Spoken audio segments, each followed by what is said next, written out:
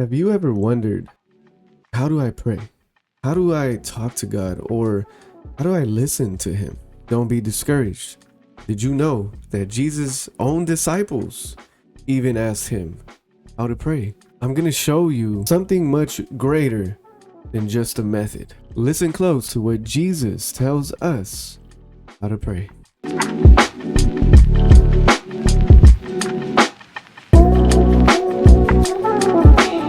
Now, I know what you're thinking.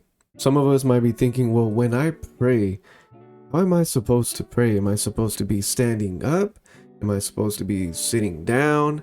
Are my eyes supposed to be closed? Or are my hands supposed to be folded?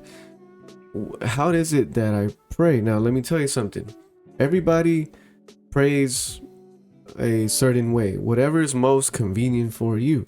Listen, because praying is not necessarily about your physical posture, but it's all about our heart posture. In what state is our heart coming to God? Okay, so one thing that I want you to understand is that what I'm not doing today is I'm not teaching a method. What I'm showing you is how to have the touch of God in our prayer.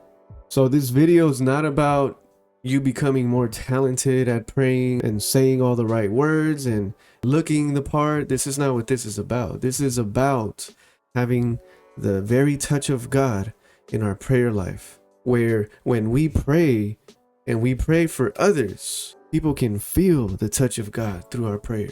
At the end of the day, showing you a method will only bring reactions. But if you want results, if you want to remain constant, then we have to learn how to have the touch of God in our prayer life. And listen, sometimes our circumstances might change, sometimes they might not. But you know who will change? You in the process of it. See, Jesus didn't necessarily teach us a method. Instead, He showed us how to have the touch of God. And here's how. So in order to understand how to really pray, we have to look at what Jesus told us.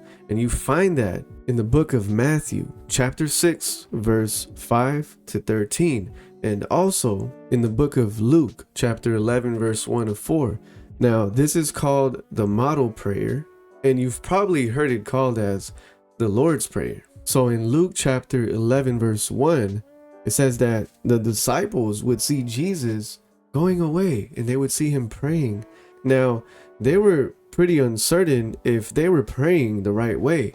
And so they asked Jesus, Lord, teach us to pray. So in order to understand God's touch in our prayer life, I'm going to give you 5 A's, is what I like to call it, that you can apply when you pray. We're going to call them postures. We're not going to call them points. We're going to call them postures. The first posture is acknowledge. So Matthew 6:9, Jesus says, in this manner, therefore, pray, Our Father in heaven, hallowed be your name. So the definition of hallowed means to have a high reverence and great honor towards someone. Reverence is a deep respect for someone. It's an attitude of highly esteeming someone of great authority or position. Psalms 148:13 says, let them praise the name of the Lord, for His name alone is exalted. His glory is above the earth and the heaven. Therefore, He deserves the right to be addressed as our Father in heaven, as God, as Lord. I'll tell you what, if your favorite star who's famous and of much influence and has great power and wealth, if they were to open your door right now, I bet you wouldn't even know where to seat them. So how much of more reverence should we have to God who holds all position and all authority, our Father in heaven? Hallowed be your name.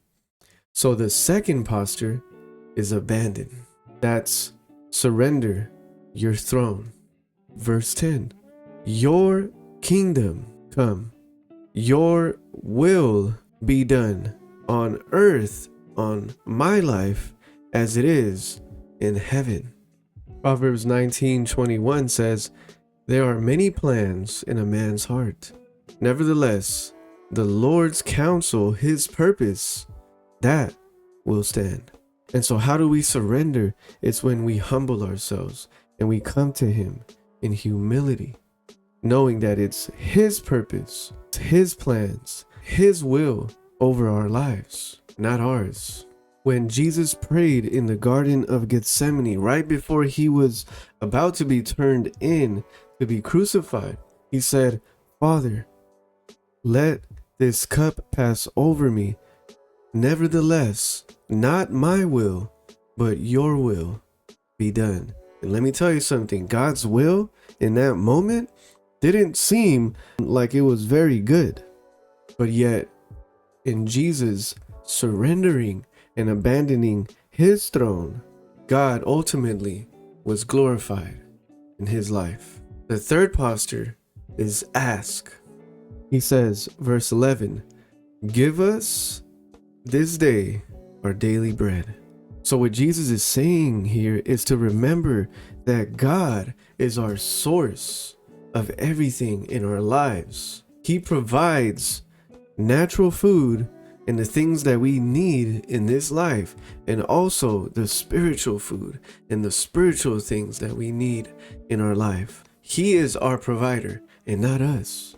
Because let me tell you something, sometimes in our life, as we advance in career or in our jobs or in position, and we accumulate more blessings and wealth, we start to think that we are our own provider and that we don't really need God anymore.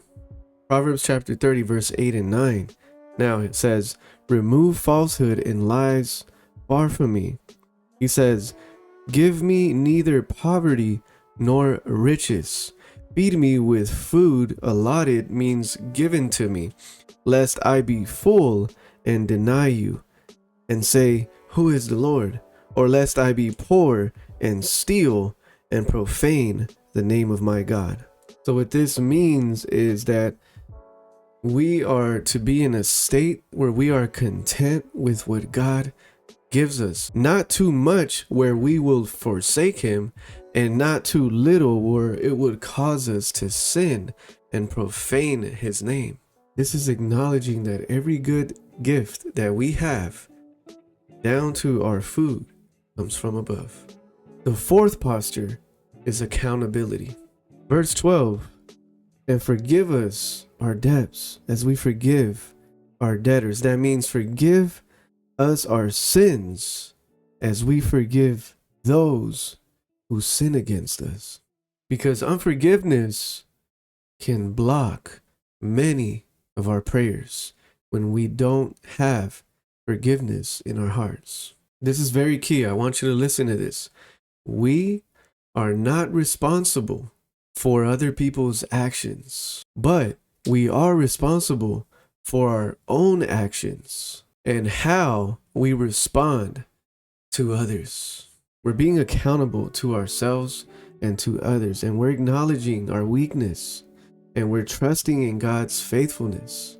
In 1 John 1:9, it says, "If we confess our sins, he is faithful and just to forgive us our sins and to cleanse us from all unrighteousness." The fifth posture is aware. That means be aware. I feel like many of us are not aware of the spiritual war that we are in because we do not pray. Verse 13, Jesus says, "And do not lead us into temptation." That means lead us far from temptation and deliver us from the evil one, because we have an enemy who is after our souls. And so what Jesus is saying is lead us far from everything that will tempt us to sin and turn away from God. That means to lead us far from the three basic temptations that we encounter, which is the lust of the flesh, the lust of the eyes, and the pride of life. Jesus was tempted in all these areas as a man. So we have three enemies: our flesh, the world, and Satan, who are constantly trying to draw us away from God. And he ends it in conclusion: "For yours is the kingdom and the power and the glory forever. Amen." Amen. That is a Hebrew word for so be it. And what you are doing when you say amen is you are stamping it. You are stamping that prayer with certainty. You are sealing it, knowing that what you prayed will come to be. Don't just learn a method, but receive God's touch in your life. And how we do that is when we have the right heart posture. Some of the most powerful prayers are those that have few words because they have the right heart posture. And I believe that you can and you will have that right heart posture when you pray.